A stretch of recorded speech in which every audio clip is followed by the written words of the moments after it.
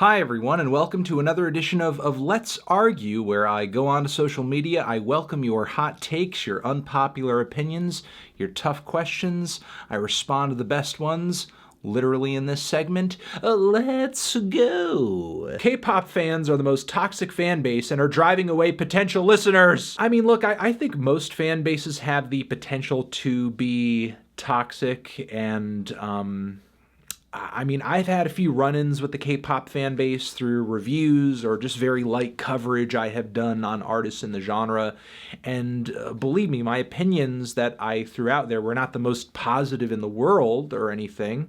Wouldn't say I went out of my way to be super harsh on BTS or on Luna or anything like that, but the reception I got for talking about those artists was mostly met with just acceptance. Sure, I've seen enclaves online where the K-pop fanbase acts a little annoying, but as I've said in previous videos that address topics like this, most fan bases have the potential to be annoying. But honestly, I don't see them as mean as maybe some people do, because I guess I just haven't been attacked by them like that. I don't know what I would have to do in order to suffer that. Would I have to just be mercilessly dissing K-pop? I'm not really sure. And as far as the most toxic fan bases out there go, I typically reserve that label for fan bases that go out of their way to harass rape victims or something like that, which to my knowledge is not really a calling card of K-pop audiences. If it is,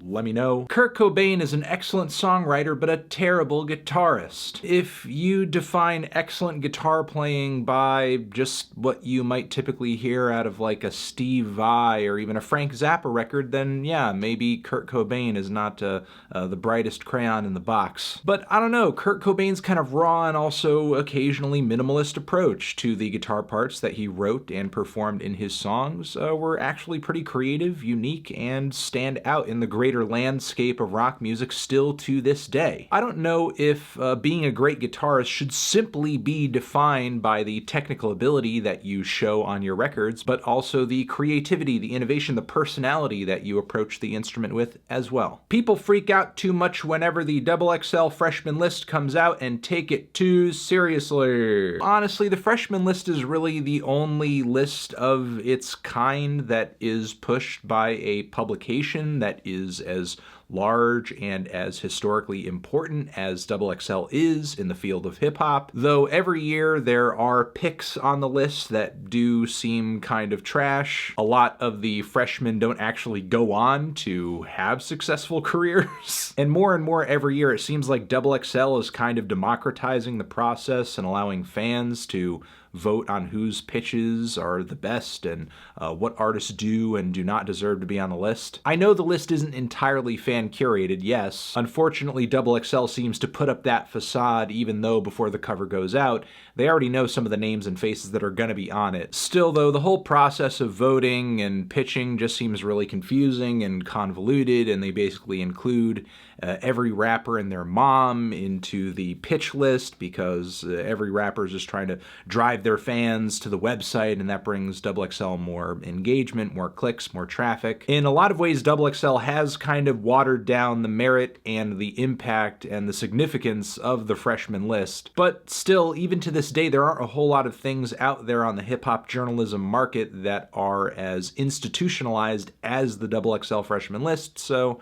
I don't know, there's still kind of reason to be excited and look forward to it. For some reason, music criticism tends to ignore all paratext, along with track flow. I think album art, album and track titles, and even packaging deserve to be in the discussion more. They're all a part of the album and shape how we view the music. For the most part, I agree. I occasionally will bring up album art in my reviews if I feel like it reflects the tone and the artistry of the record. I think the recent Spelling album certainly serves as an example of that, of me bringing that up. And there are quite a few reviews that I do where I do bring up the flow of the tracks and how we progress from one sound sound or vibe or emotion to the next if I feel like it's significant enough, or if it enhances or even really ruins my experience with the record. I can't speak for reviews in general, though. A lot of the professional ones I see, maybe because of the pressure of having to review new albums in a very fast fashion, seem to be getting more and more scant in some cases. And when your review is brief and doesn't really have a whole lot to it, of course things like what you've mentioned here are going to fall to the wayside and essentially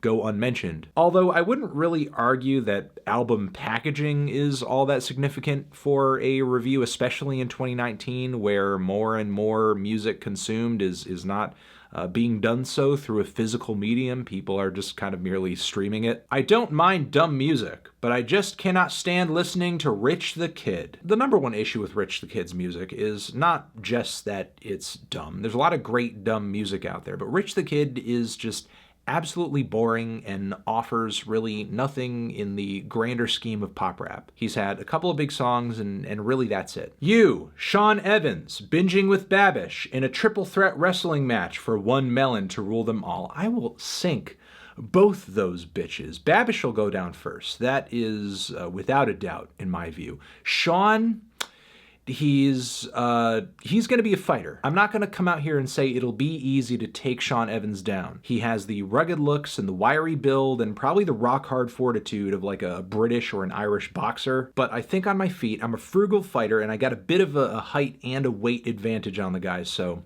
you know, I think it's going to go to me. Playboy Carti is the only artist that has no redeemable qualities. Production doesn't count. Both of his albums are on the brink of unlistenable. Why would production not count if, like, literally the production that you choose is a defining quality of your record and a defining quality of your artistic tastes and decisions? And also, Playboy Carti has a pretty absurd, strange, and super sticky and memorable voice, and that is at least one redeemable quality. You've said that he has none, and since I did at least bring up one, I would say this tweet is refuted. The parental advisory sticker is useless in the age of streaming and takes away from the album art. Yeah, I would say aesthetically it's kind of an eyesore at this point, and now that most music is being consumed through music streaming services, you can literally just put somewhere on the screen that the album is explicit. It doesn't need to be on the album art itself. I actually fully friggin' agree with this. This is a great point. Within 30 years, live session platforms, NPR's Tiny Desk, Colors, Audiotree, etc., will become proficiently monetized enough to make touring more or less optional for the average musician. Live sessions could do to gigging what Spotify has done to CDs. No. No. No. No. No. No. No. No. And no. You only have to do like a little bit of touring to know that going out on tour and selling tickets on a tour is way, way, way more profitable than like uploading a video to YouTube of like a live session, which in order to make more money on than a multi-date tour where you're selling thousands or even hundreds of tickets per date and you're doing like 12 or even up to 20 dates, that video or that stream would have to get like millions and millions and friggin' millions of streams. I'm talking like Travis Scott sicko mode streams. I think the only way that your scenario would really work out is if these artists were recording sessions and essentially charging their fans to view or own them. But at that point, aren't you literally just like, I don't know, doing a live album and charging for it? And we already know how the average artist is being ripped off on streaming platforms. So yeah, I'm not vibing with this one. Not vibing with it. Kendrick Lamar started the clout chasing era with his Control verse and Monster Freestyle. And when people talk about chasing clout, I mean, they're usually kind of referring to bullshit social media antics, not like dropping a fire frickin' verse. Young M.A. will always be overlooked and fighting an uphill battle to be popular again because she has been forced to compete with the broader category of male rappers instead of female ones. I don't really kind of see this, honestly, because the best female rappers out there that are making the most waves at the moment aren't really kind of competing female to female, talking about Cupcake, talking about Rico Nasty, talking about Rhapsody, and there are many, many, many more out there that are making waves, and honestly, they're all making music that is just as great as and competing with the music the boys are making, which honestly I think is the way that it should be. Female rappers should not be penned off in this other section of hip-hop somewhere, or we shouldn't be in an era of hip-hop anymore where it seems like we can only stomach or pay attention to one female rapper at a time. The college dropout was just an excuse so Kanye could flex his fursona in the album cover.